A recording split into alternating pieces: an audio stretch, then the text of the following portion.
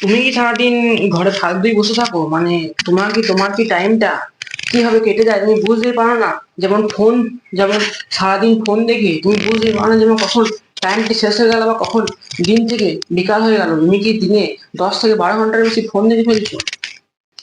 ফোনে বেসিক্যালি তোমার রিলস দেখতে দেখতেই তোমার অর্ধেক মানে 24 ঘন্টা থেকে অর্ধেক 12 ঘন্টায় শেষ হয়ে যাচ্ছে। মানে একটা জীবনের থেকে অর্ধেক জীবন তোমার রিলস দেখতে দেখতে শেষ হয়ে যাচ্ছে, এবং তুমি সেই টাইমটি টেরও পাচ্ছ না। তো তোমাকে কি করতে হবে বেসিক্যালি, এই টাইমটি তোমার কাছে খুবই গুরুত্বপূর্ণ। তুমি হয়তো এখন এটা বুঝতে পারছো না, বা এখন তোমার কাছে মেলায় ফ্রি টাইম আছে।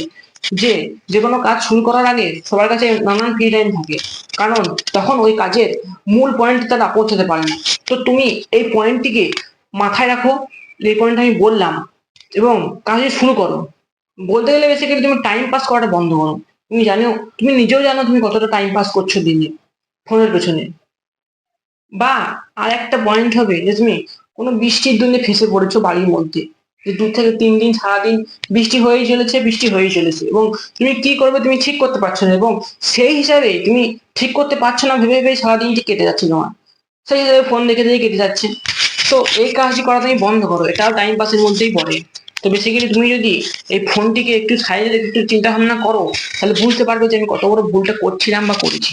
তো ঠিক আছে। হ্যাঁ, এখন আমি মানছি তোমার কাছে এখন মেলায় টাইম আছে বা অনেক টাইম আছে টাইম ওয়েস্ট করা, তো তুমি এই ফ্রি টাইমকে ওয়েস্ট না করে কাজে লাগাও। তো সেই বিষয়ে আমরা আগে কথা বলছি, চলো ভিডিওটি শুরু করা যাক। যে প্রথম পয়েন্টে যেটা বললাম সেটা হচ্ছে, তোমার যদি রিলস দেখতে দেখতে অর্ধেক সময় নষ্ট হয়ে যায় বা পেরিয়ে যায়, তাহলে তুমি কি করতে পারো? তো সোজা কাজ হলো তোমার দ্বারাই অ্যাপগুলোকে আনইনস্টল করা, তাই না? তুমি জানো অ্যাপগুলিকে আনইনস্টল করে তুমি সেই রিলস দেখবে এবং সেই সময়টি কাজে লাগবে। সেই অ্যাপগুলি আনইনস্টল করা এটা সবসময় তো সম্ভব নয় যে তুমি গেলে অ্যাপগুলিকে আনইনস্টল করে দেবে এবং অ্যাকাউন্টটাকে ডিঅ্যাক্টিভেট করে দিলে।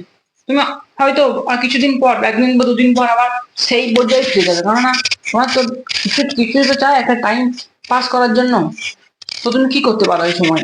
এবং তুমিও জানো এই অ্যাপগুলি তুমি আবারও বা ফেরও আনইনস্টল করে অ্যাকাউন্টটিকে লগ ইন করে আবার সেম রিলসে দেখতে পারো, এবং সেই জায়গায় আবার তুমি ফিরে চলে যাবে।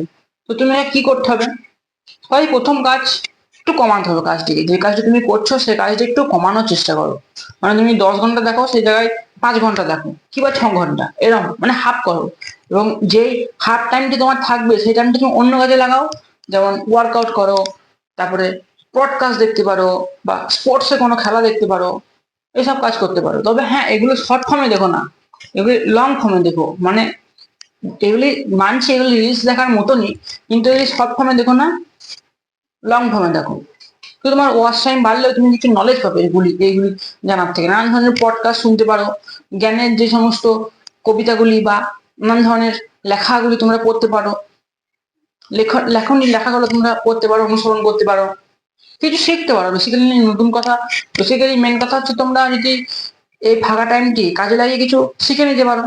যেমন যে কোনো স্কিল হতে পারে, মানে কম্পিউটারের কোনো স্কিল বা ফোনের কিছু নলেজ বা ঘরে তারের এসব কিছু নলেজ তোমরা জেনে নিতেই পারো। এই ফাঁকা টাইম তোমার বসে বসে ইউটিউবে সব শিখে পেয়ে যাবে।